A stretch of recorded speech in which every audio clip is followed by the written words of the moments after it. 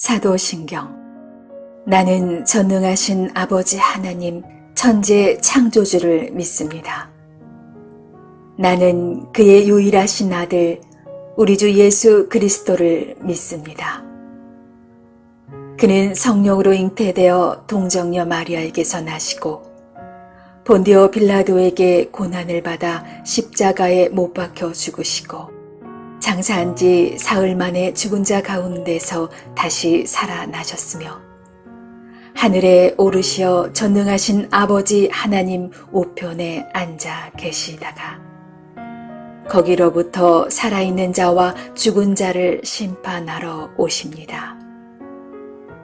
나는 성령을 믿으며 거룩한 공교회와 성도의 교제와 죄를 용서받는 것과 몸의 부활과 영생을 믿습니다. 아멘.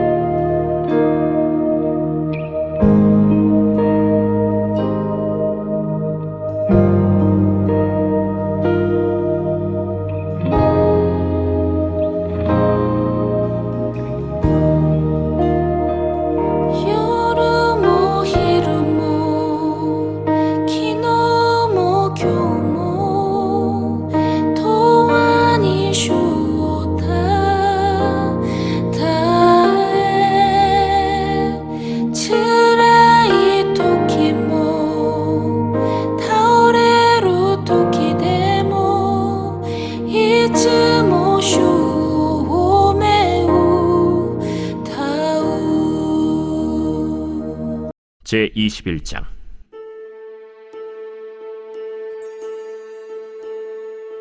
다윗이 노베 가서 제사장 아히멜렉에게 이르니 아히멜렉이 떨며 다윗을 영접하여 그에게 이르되 어찌하여 네가 홀로 있고 함께하는 자가 아무도 없느냐? 왕이 내게 일을 명령하고 이르시기를 내가 너를 보내는 것과 내게 명령한 일은 아무것도 사람에게 알리지 말라 하시기로 내가 나의 소년들을 이러이러한 곳으로 오라고 말하였나이다. 이제 당신의 수중에 무엇이 있나이까? 떡 5덩이나 무엇이나 있는 대로 내 손에 주소서. 보통 떡은 내 수중에 없으나 거룩한 떡은 있나니 그 소년들이 여자를 가까이만 하지 아니하였으면 주리라. 우리가 참으로 3일 동안이나 여자를 가까이 하지 아니하였나이다. 내가 떠난 길이 보통 여행이라도 소년들의 그릇이 성결하겠거든 하물며 오늘 그들의 그릇이 성결하지 아니하겠나이까? 제사장이 그 거룩한 떡을 주었으니 거기는 진설병 곧 여호와 앞에서 물려낸 떡밖에 없었습니다.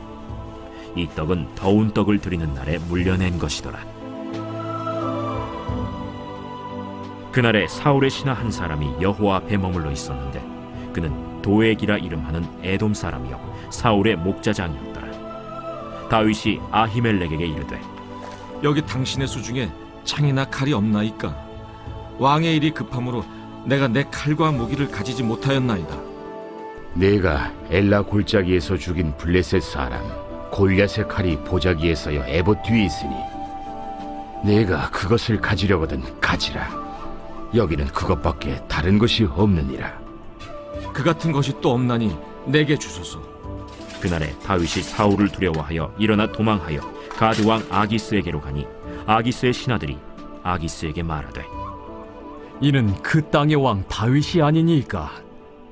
무리가 춤추며 이 사람의 일을 노래하여 이르되 사울이 죽인 자는 천천히요 다윗은 만만이로다 하지 아니하였나이까.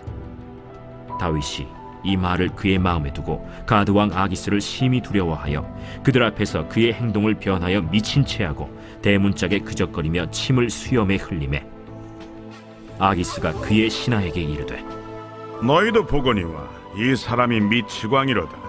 어찌하여 그를 내게로 데려왔느냐? 내게 미치광이가 부족하여서 너희가 이 자를 데려다가 내 앞에서 미친 짓을 하게 하느냐? 이 자가 어찌 내 집에 들어오겠느냐? 하니라.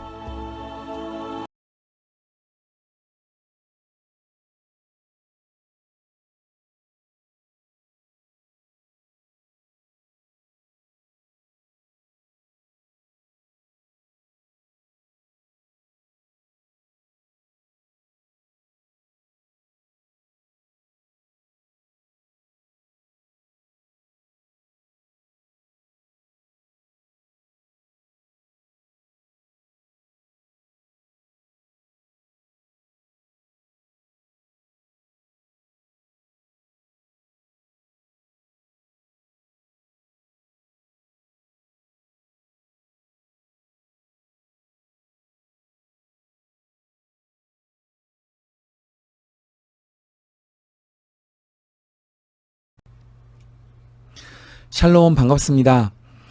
우리가 하루를 살면서 하나님의 위대한 일하심에 참여하는 자 되고 그러기 위해 훈련받고 또 하나님께 쓰임받고 그러기 위해 준비되어지고 이런 날마다 주님과의 그 밀접한 관계와 또 하나님과 함께 그 엮어져 돌아가는 우리의 삶이 되면 좋지 않을까 이런 생각을 해봅니다. 그런 은혜가 있으시기를 주의 이름으로 축복합니다. 기독교의 빛나는 설교자 찰스 스펄전 목사님은 그 설교자들의 모델로 손꼽히는 분 중에 한 분입니다. 그는 단일 집회로 한 번에 5천 명이 넘는 사람들에게 설교하기도 했고 그의 설교집은 20개 이상의 언어로 번역이 되고 있습니다. 40년이 지난 지금까지도 60권 이상의 설교 모음집이 발행되고 있습니다. 이 스펄전 목사님은 평생 동안 주석, 묵상집, 찬송가집, 그 외 여러 간행물 등 수많은 책을 집필했습니다. 또한 한 개의 고아원과 여러 개의 자선단체 그리고 종교기관을 창설했고 한 개의 신학교를 세웠습니다. 아직까지도 이 스펄전 목사님의 사역이 남긴 유산은 전 세계 목회자들과 또 성도들에게 깊은 영향을 미치고 있습니다. 그러나 그의 이런 대단하고 왕성한 사역이 어려운 환경과 여건 속에서 이루어졌었다는 사실을 아는 사람은 그리 많지 않습니다. 이 스펄전 목사님의 부인은 출산 중에 병자가 되어서 훌륭한 남편의 설교를 거의 듣지 못했습니다. 또 그분 자신은 통풍, 관절염, 신장 질환 등 여러 지병을 평생 동안 앓던 사람이었습니다. 결국 57세의 나이에 세상을 떠날 정도로 정말 병약한 그런 삶을 살았습니다. 한때 교계로부터 오해를 받아서 비판받는 세월을 겪기도 했었습니다. 그러나 절박한 환경 가운데서도 그는 하나님만 붙들고 설교했고 이런 불운과 좌절을 이겨내면서 결국 하나님의 신실한 일꾼임을 증명하는 삶을 살았습니다. 고대 철학자 세네카라고 하는 사람은 불은 금을 연단하며 역경은 강한 사람을 연단한다라는 말을 남겼습니다. 오늘 말씀의 다윗은 왕의 사위, 왕의 호위장관, 또 골리앗을 쓰러뜨린 전설적인 용사의 신분에서 하루아침에 도망자 신세가 되어서 정처 없는 방랑길에 오르게 됩니다. 이제 떠돌이 길을 떠나게 되는데요. 과연 이것이 정녕 왕이 되는 길인가? 그는 분명히 왕으로 기름 부음 받고 하나님의 영이 임했던 정말 그런 택함받은 자로서 그 결말이 오히려 도망자가 되는 것이 맞는가?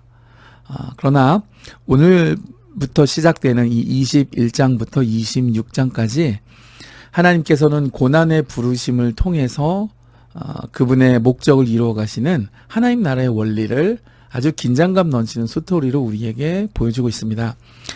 요나단과 헤어진 이 다윗은 사울을 피해서 제사장들의 성읍인 놉이라는 곳으로 향합니다. 여기는 당시에 실로 이후에 성소의 기능을 담당하던 곳이었습니다. 그래서 제사장들이 모여 있었습니다.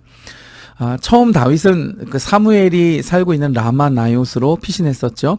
그러나 사울이 암살단을 보내고 급기야는 자신이 직접 다윗을 죽이기 위해 찾아갔었습니다. 이번에는 다윗이 제사장들이 모여있는 놉으로 도망가서 하나님의 복주심과 인도하심을 다시 한번 아마 확인받고 싶었던 것 같습니다.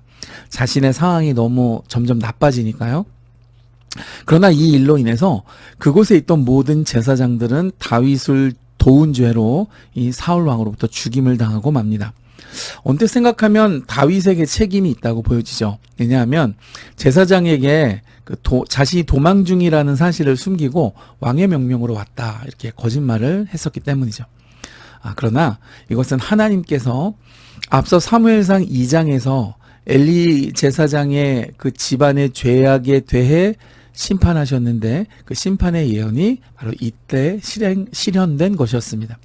사무엘상 2장 31절로 33절을 보면 보라 내가 내 팔과 내 조상의 집 팔을 끊어 내 집에 노인이 하나도 없게 하는 날이 이를지라 내 집에서 출산하는 모든 자가 젊어서 죽으리라 이렇게 그 집에 그 죄를 심판하셨는데 이것은 엘리 제사장의 두 아들 홈니와 비느하스의 죄악으로 하나님 제단이 더럽혀진 것에 대해서 하나님께서 엘리 제사장의 가문에 내린 심판이었습니다.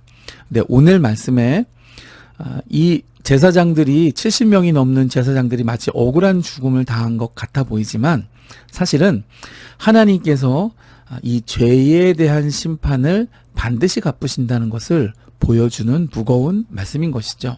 그러니까 하나님께서 엘리 제사장에 내렸던 그 심판이 여전히 21장에 와서도 이루어지고 있는 것입니다. 그들이 노인이 되기 전에 전부 죽고 말았죠. 여러분 죄가 이렇게 무서운 것입니다. 우리가 설렁설렁 하나님 앞에 죄 짓는 것이 얼마나 두려운 것인지 다시 한번 돌아보게 되는 것이죠. 제사장에게 도움을 받고 놉을 떠난 다윗은 다음 행선지로 블레셋 5대 성읍 중에 하나였던 가드성으로 향했습니다. 아마 사울의 영향력이 미치지 못하는 곳으로 가고자 했던 것 같습니다만은 그러나 이 가드라는 곳은 골리앗의 출신지였죠. 그리고 자신들을 번번이 물리친 다윗을 이 블레셋에서 반길 리 없었습니다. 그래서 여기서도 목숨을 보장받지 못하게 된 다윗은 미친 척을 하면서 막 문을 긁고 그리고 침을 흘리면서 마치 미친 사람 연기를 해서 마침내 쫓겨나게 되어 생명을 부지하게 됩니다. 분명히 하나님은 사무엘 선지자를 통해 다윗에게 기름을 붓고 그를 이스라엘의 왕으로 세우시겠다고 하셨는데 그리고 다윗은 하나님 앞에 신실했고 왕에게도 또 충성했죠. 그런데 그에게 이런 고난과 위험이 닥치는 것은 어떤 까닭일까요? 이제 우리는 이렇게 생각이 되지만 근데 놀랍게도 다윗은 블레셋에서 이 미친 척해서 쫓겨나와서 목숨을 건진 그때 하나님 앞에 노래한 시에서 이렇게 고백합니다. 시편 34편 8절과 19절을 보면 이 사건은 다윗이 여호와께 피한 것이었고 그런데 하나님의 선하심을 맛보아 알게 된 은혜 체험이었다라고 고백하는 겁니다. 그러니까 쫓겨나와서 목숨을 건진 그 일이 너희는 여호와의 선하심을 맛보아 알지어다. 그에게 피하는 자는 복이 있도다라고 고백한 것이죠. 또한 다윗은 그 시편 34편 19절에서 이 사건을 놓고 내가 이 일을 통해서 평생의 진리를 배웠다라고 고백합니다. 의인은 고난이 많으나 여호와께서 모든 고난에서 건지신다는 사실을 자신이 깨달았다라고 고백하는 것이죠. 여러분, 오늘 이 말씀을 통해서 우리는 하나님의 도움과 구원의 손길이 항상 내가 원하는 시간에 또 원하는 그런 고상한 방법을 통해서만 오는 것은 아니라는 사실을 깨닫게 됩니다. 다윗은 이러한 경험들을 통해서 그 하나님의 나라와 그분의 역사가 내가 인지하고 경험한 한계 내에서가 아니라 하나님의 방법과 또 하나님의 때와 하나님의 일하심으로 하나님의 주권대로 펼쳐진다는 사실을 그가 깨닫게 되는 것이죠. 이런 경험이 없었다면 그가 이런 시편 34편의 고백을 할 수 없었겠죠. 그러면서 참된 하나님의 대변자로서 그가 이런 일들을 통해 하나님의 마음을 이해하고 하나님의 일하심을 깨달으면서 훈련받게 되는 것입니다. 여러분, 단언컨대 훈련과 연단 없이는 참된 하나님의 일꾼이 될 수는 없을 것입니다. 그는 하나님이 택한 사람이었고 이스라엘을 하나님의 뜻대로 이끌어야 하는 왕이었죠. 앞서 사울 왕은 그것에 실패했습니다. 자기가 왕이 되려고 했었죠. 그러나 사울은 이런 경험들을 통해서 하나님의 일하심, 하나님의 어떤 스타일, 또 하나님의 때, 이런 주님과의 깊은 통찰을 그가 하나하나 훈련받게 되었던 것입니다. 오늘 우리 하루의 삶은 많은 일들을 통해서 하나님의 강한 일꾼으로 훈련되어지는 그런 복된 은혜가 있어지시기를 주님의 이름으로 축복해 드립니다.